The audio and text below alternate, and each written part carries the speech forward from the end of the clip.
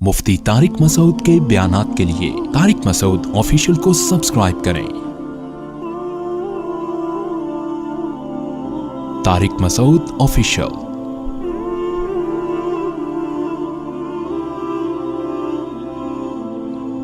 शादी के लिए कोई अच्छा अमल बताइए, अच्छे शौहर मिलने के लिए कोई दुआ या वजीफा। ये किसी खातून ने सवाल पूछा है।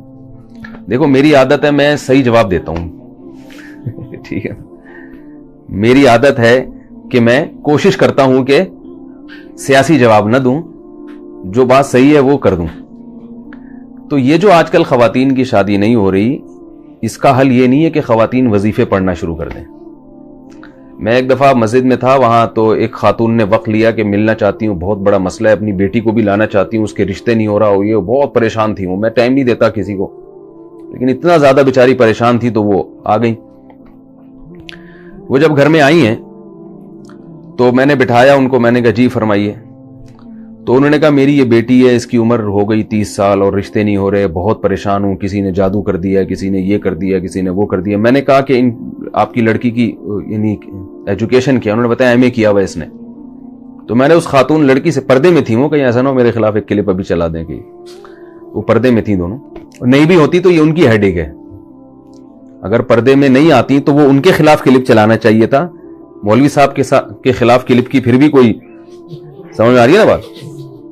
तो ये बाज़ दफा ऐसा होता है, बेपर्दा खातून कोई मौलवी साहब के सामने आके बैठ गई, अब फौरन लोग ने क्या कर दिया, क्लिप बना के यूट्यूब पे डाल दिया। वो बैठे, भाई उसके खिलाफ क्लिप बना के डालो कि वो किसी मर्द के सामने बेपर्दा होके क्यों बैठी है, ठीक है ना। मर्द को पर्दा करने का हुक्म नहीं है, पर्दा औरत का हुक्म है। तो वो मैंने उनसे, उनकी जो बच्ची थी ना, मैंने उनसे कहा आपने एमए किया हुआ, माशाल्लाह आप पढ़ी लिखी हैं।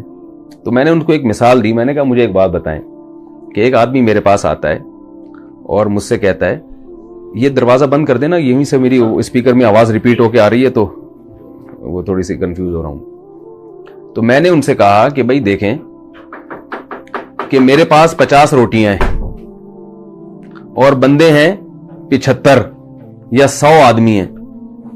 मुझे कहा जा रहा है, बल्कि 100 खवातीन है, यूं फर्ज कर ले, मुझे कहा जा रहा है कि ये 50 रोटियां 100 खवातीन में तकसीम करें और इस तरह तकसीम हो कि हर खातून के हिस्से में एक एक रोटी आए। बात आ रही है समझ में? हर खातून के हिस्से में एक एक रोटी आए, क्योंकि एक रोटी से कम में पेट नहीं भरेगा।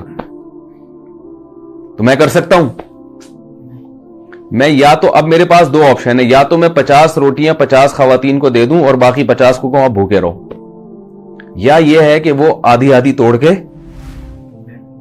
क्या ख्याल है भाई, एक रोटी में 2 खवातीन, बोल लेना कोई गवर्नमेंट की तरफ से पाबंदी नहीं है, एक रोटी में 2 खवातीन शरीक हो जाएं।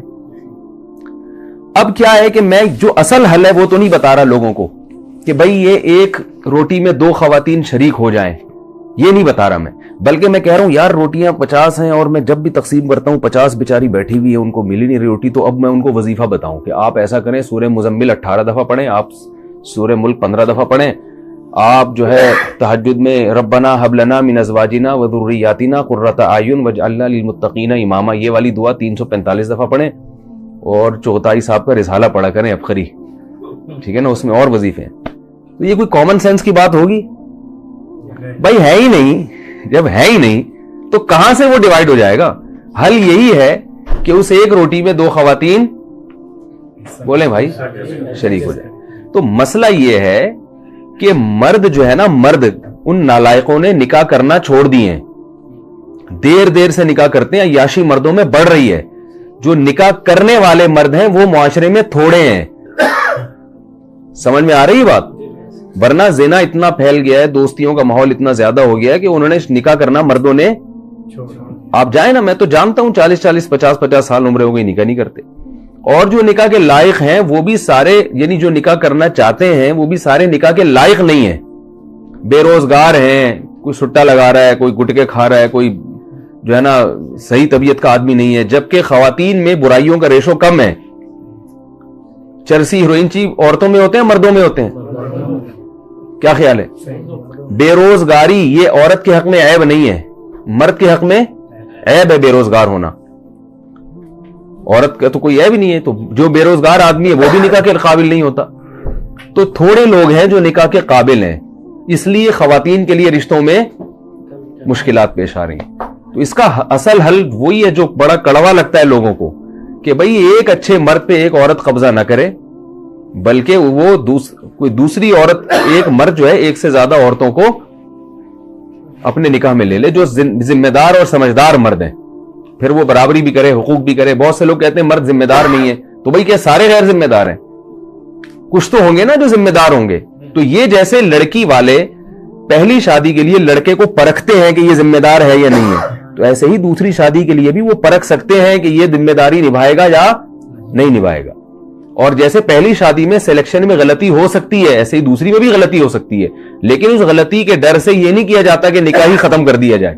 بعض دفعہ ایسے ہوتا ہے کہ نکاح کا پیغام آیا, آپ نے خوب اچھی طرح چھان پھٹک کے دیکھا بھئی یہ بڑا ذمہ دار ہے, لیکن بعد میں کیا نکلتا ہے وہ نالائق. تو اب یہ تھوڑی کہا جاتا ہے کہ یہ نکاح کرنا ہی نہیں چاہیے, بھئی اتفاق سے غلطی ہو گئی تو اب دوبارہ تلاش کرنے کی کوشش کرتے ہیں. ایسے ہی یہ بھی ہوتا ہے کہ بعض دفعہ ایسے ہوتا ہے کہ دوسری کے لیے کسی مرد نے نکاح کا پیغام بھیجا, آپ سمجھے کہ ذمہ دار ہے, لیکن بعد میں کیا نکلا, غیر ذمہ دار. تو اب اس کا یہ مطلب نہیں ہے کہ سبھی پہ فتویٰ لگا دیا جائے. تو اصل حل شریعت نے اور اسلام نے یہ بتایا جو میں عرض کر رہا ہوں. تو جب تک اس کو معاشرے میں فروغ نہیں دیں گے, خواتین کی مشکلات حل نہیں ہوں گی. آپ عربوں میں جا کے دیکھ لو, پہلے تو عربوں میں یہ تصور نہیں تھا سعودی عرب میں کہ کوئی خاتون کی عمر زیادہ ہو جائے یا وہ بیوہ ہو دوبارہ شادی نہ ہو. اب سعودی عرب میں اتنے مسائل کھڑے ہو گئے ہیں, لڑکیوں کی عمریں نکلتی چلی جا رہی ہیں. عربوں میں ایسا ہو گیا ہے, حالانکہ یہاں تو جہیز کا رواج بھی نہیں ہے. تو یہ پوری دنیا میں ایک المیہ بن چکا ہے, اس لیے کہ مردوں میں عیاشی بڑھ رہی ہے, زنا پھیل رہا ہے, لڑکیوں سے دوستیوں کا رواج بڑھ رہا ہے, طلاقوں کا ریشو بڑھتا چلا جا رہا ہے. تو ذمہ دار آدمی مارکیٹ میں کم نہیں ہے, شارٹ ہیں. مارکیٹ میں کیا ہو رہے ہیں, شارٹ بھی ہیں اور مہنگے ہوتے جا رہے ہیں. جو چیز مارکیٹ میں شارٹ ہوتی ہے وہ کیا ہوتی ہے, مہنگی ہوتی ہے. تو مہنگے ہوتے جا رہے ہیں. تو جب مہنگے ہوتے جا رہے ہیں تو ان کے نخرے بڑھے. کوئی اچھا لڑکا آپ کے خاندان میں ہو تو وہ جب لڑکی نکاح کا, لڑکی کے ابا اس سے بات کریں تو وہ اتنی پنچایتیں کرتا ہے نا, مجھے لڑکی ایسی چاہیے, اگر وہ قوم بھی وہی ہو اور شکل و صورت بھی ایسی ہو اور بہت زیادہ وہ ذرا سا کھاتا پیتا لڑکا ہو نا, اگر تعلیم اچھی ہے تو اس کے نخرے دیکھیں آپ. پھر وہ کرتا ہی نہیں. تھوڑی سی بھی ٹیڑھی میڑھی لڑکی ہوگی, تھوڑا سا رنگ دبا ہوا ہوگا, ذرا سا وزن زیادہ بڑھا ہوا ہے, ایک اسٹینڈرڈ بنایا ہوا ہے بھی اتنے کلو وزن ہونا چاہیے. یہ لڑکوں کی بات کر رہا ہوں. اور لڑکیاں اوٹ پٹانگ مردوں سے شادیاں کر رہی ہیں. میں نے سینکڑوں نکاح پڑھائے ہیں, آپ یہ نہ سمجھے کہ میں ہوائی باتیں کر رہا ہوں. سینکڑوں نکاح پڑھائے ہیں. بڑی اچھی اچھی خاندان کی لڑکیاں, جب نکاح پڑھاتا ہوں تو دولہا دیکھ کے میں ڈر جاتا ہوں کہ یار اس کے اتنے اچھے خاندان کی لڑکی کا نکاح اس مکھنچو سے ہو رہا ہے.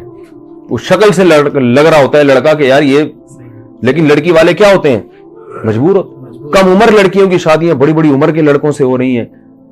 پڑھی لکھی لڑکیوں کی شادیاں بالکل جاہل لڑکوں سے ہو رہی ہیں. ڈاکٹر لڑکی کا نکاح میں نے پڑھا ہے میٹرک پاس سے, کیونکہ لڑکی والے مجبور تھے, یار لڑکی کی عمر نکلی جا رہی ہے, کیا کریں, رشتہ ہی نہیں مل رہا, رشتہ ہی وظیفے پڑھ لیے. تو پھر ایک رشتہ آیا میٹرک والے کا, تو مجھ سے مشورہ نہیں لگے. میں نے کہا بھائی گھر بٹھا لو, مگر کوئی جوڑ نہیں بنتا ہے. میٹرک بھی شاید زیادہ کہہ دیا, 8ویں پاس تھا وہ.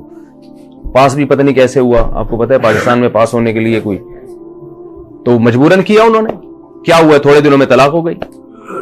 طلاق کیوں ہوئی ہے کہ وہ لڑکی کے پیسے پہ نظر تھی کہ ڈاکٹر ہے تو ہمارا بچہ تو کچھ کر نہیں سکا, تو بہو کما کے کھلائے گی, ڈاکٹر ہے. تو ظاہر ہے یہ بے جوڑ کی شادی ہوئی نا, بے جوڑ کا نکاح ہوا. تو وہ جب نہیں کھلا رہی ہے, وہ اس کو عورت کو یہ احساس ہوتا ہے میں کیوں کھلاؤں بھائی, یہ کیا ہے پورے. پھر ایسے ایسے نالائق خاندان ہیں کہ لڑکی شوہر کو پال رہی ہے. یہ سب میرے مشاہدے کی باتیں کر رہا ہوں میں, ہوائی اخباری رپورٹیں نہیں پیش کر رہا, مشاہدے کی باتیں کر رہا ہوں کہ لڑکی اپنے شوہر کو بھی کھلا رہی ہے اور بالآخر پھر دیور کو بھی کھلا رہی ہے, ساس سسر کو بھی کما کما کے کھلا رہی ہے. ایسے ایسے آپ دیکھیں یہ کلچر ہمارا بنتا چلا جا رہا ہے.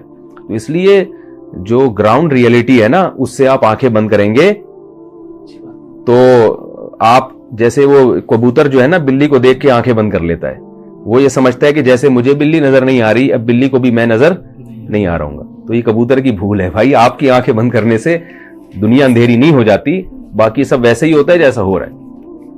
پھر بھی بہرحال دعا کرنا چاہیں کوئی رشتے کے لیے تو ربنا ہب لنا من ازواجنا وذریاتنا قرۃ اعین واجعلنا للمتقین اماما. یہ دعا تینوں مقاصد کے لیے استعمال ہو سکتی ہے. کوئی لڑکا اس کی شادی نہیں ہو رہی وہ بھی یہ دعا پڑھ سکتا ہے.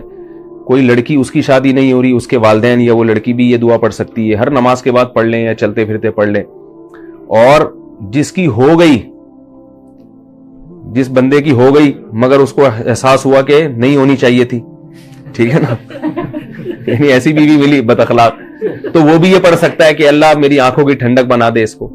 اور جس خاتون کی شادی ہو گئی وہ شوہر نالائق نکلا تو وہ بھی یہ دعا پڑھ سکتی ہے شوہر کو لائق بنانے کے لیے.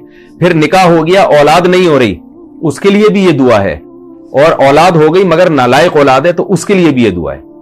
بڑی زبردست دعا ہے یہ, یاد کر لیں. سورہ فرقان کے آخری رکوع میں ہے ربنا, ابھی نہ دہرائے میں صرف ترجمہ بتاتا ہوں, ربنا ہب لنا من ازواجنا, اے اللہ ہمیں ہمارے ازواج کی طرف سے. ازواج کا جو لفظ ہے یہ بیوی کے لیے بھی استعمال ہوتا ہے اور شوہر کے لیے بھی استعمال ہوتا ہے. یعنی عورت ازواج کہے گی تو شوہر کے لیے استعمال ہوگا, اور شوہر کہے گی یہ دعا مانگے گا تو کس کے لیے؟ تو اے اللہ تو ہمیں ہماری ازواج کی طرف سے قرۃ اعین آنکھوں کی ٹھنڈک عطا فرما, اور ذریت یعنی اولاد کی طرف سے بھی. تو آنکھوں کی ٹھنڈک جبھی ہوگی نا جب بیوی ہوگی, تو یہ کنواروں کے لیے بھی ہے.